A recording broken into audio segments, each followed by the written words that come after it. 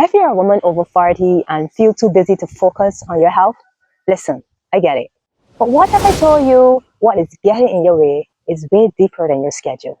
Now, after speaking with so many women and dealing with this myself, I realized there are 5 hidden traps that make it harder for us to stay consistent with our health.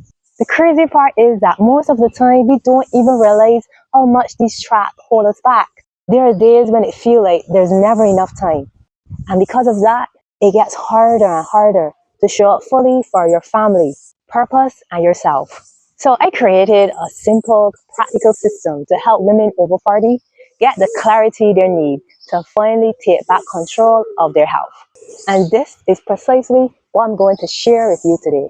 So please hear me out and try not to get offended. So the first trap is the need to control everything. Now I know for many women, especially high achieving, and I would even add well-meaning ones, struggle with this.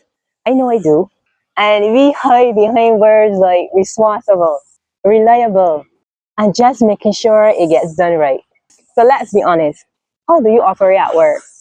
You struggle to delegate, right? You hold on to tasks no one even asks you to do. You find it hard to take breaks and delay taking vacation. Because what if everything falls apart without me? And what about at home?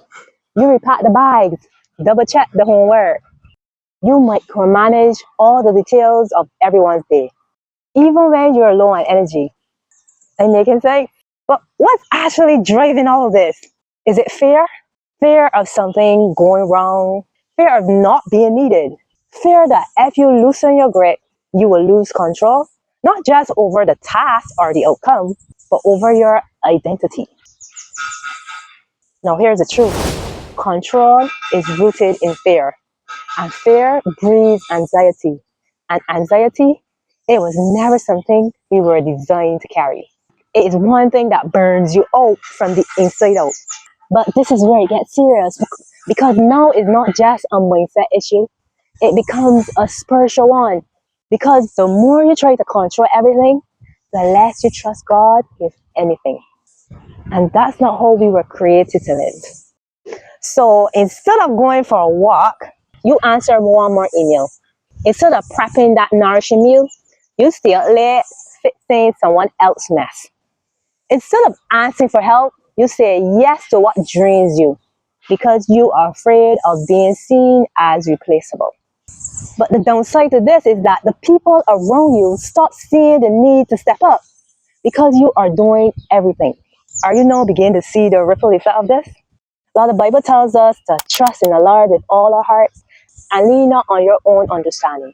In all your ways acknowledge Him, and He will make your path straight. Proverbs 3:5-6.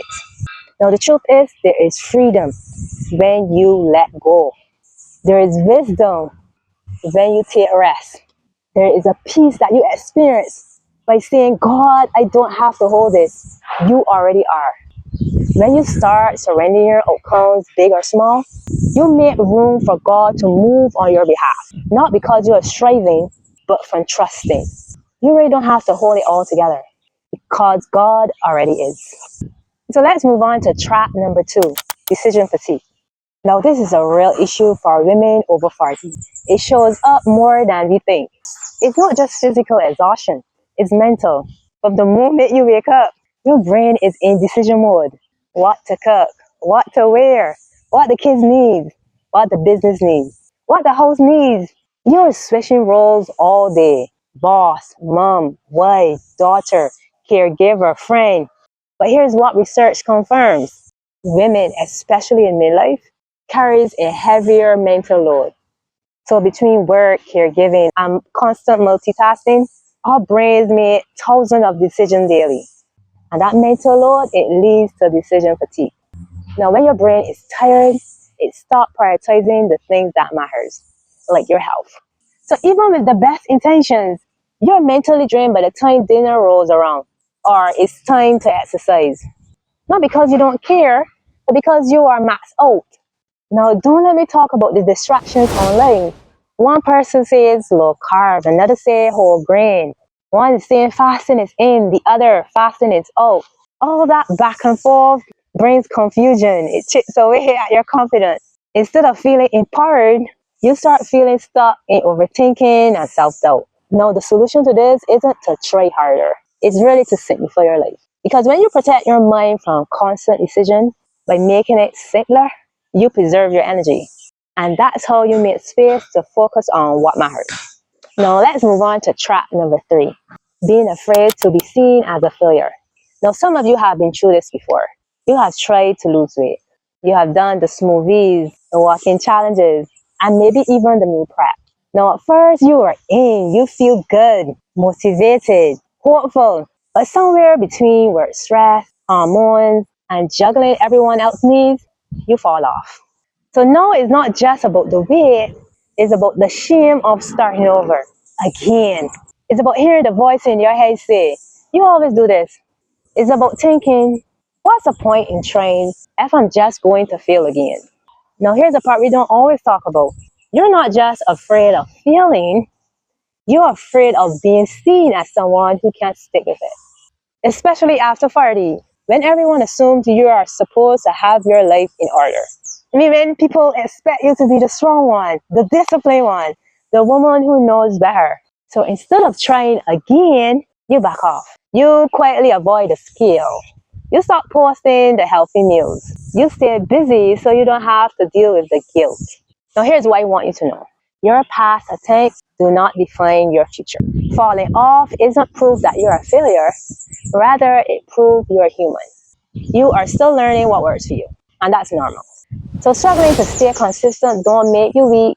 It means you're someone who's been carrying too much for too long without the proper support or strategy. So if you feel like everyone is watching you, don't worry about it. Let them. I think the most powerful thing you can do isn't modeling perfection, but resilience. Let them see you try again. Let them see what it looks like to rise after falling. Now, Proverbs 24:16 says, though the righteous fall 7 times, they will rise again. So let me remind you, this isn't your final chapter. It's just another reset. And this time, let's make sure you remain on track. Trap number 4, you don't see the urgency. Now, you want to eat better, move more, and feel good in your body again.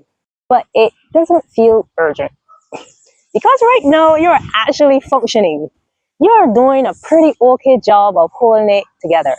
So you tell yourself, I will get to it soon. But soon has a way of turning into a too late. Now, my wake-up call didn't come from a podcast or a book. It came from my struggle. I was tired running to the doctor, only to get another prescription.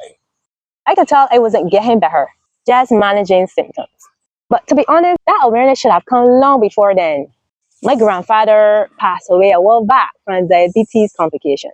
What started as a cut on his toe led to an amputation, then weeks in the hospital. He never got to come home. Now that was my first real experience of losing someone close to me from poor health. Then my mother died from cancer. And I remember asking God, why didn't you heal her? These were 2 very painful losses. 2 real reminders of how health can decline quietly over time. But even then, I didn't change. Because deep down, I still believe this doesn't have anything to do with me and my health. So it didn't feel urgent until it did. Now here's what I have learned. We don't change because we are not connected to the pain of staying the same. We don't play it. I'm just tired because I'm busy. My cravings are normal. They're not that bad. But if you are really honest with yourself, you know when your body isn't working the way it should. You know when your energy is low, when your moods are off, when you can't focus like you used to. So when we don't stop and truly listen to what our bodies is telling us, we slowly drift further from the person we want to be and closer to the outcome we fear, but pretend it's so far away. So here's what changed things for me. I realized that the life I was living wasn't the life I really wanted. And when you connect to that truth, you start waiting for perfect timing. You start protecting your energy. You start making better choices. Not because someone told you you need to, but because you finally understand the cost of doing nothing. Your life is way too meaningful to wait until something breaks. So I want you to ask yourself, what would it cost me if I keep putting this off? And is that a price I'm willing to pay? Now, this is the last track and the one you need to pay the most attention to. You haven't learned what works for you. Now, I used to hear Miles Monroe say success is predictable. And I really didn't grasp what he meant until recently. When you feel frustrated or stuck in an area of life, it's usually because you unknowingly violated a principle. Now, God designed life with structure. There are built-in principles for how things work, which helps us succeed. But what do most of us do? We try to figure it out on our own. And I know because I made the same mistake. And let me tell you something, I really wish someone had warned me at the start of my health journey. It was really lonely. I felt like the odd one out. Everyone around me was eating whatever they want, and there I was trying to make the better choice. It started to feel like I was a crazy one, and I didn't know what I was doing, so I wasted time trying this, trying that, spinning my wheels. I made many avoidable mistakes because I was doing it alone.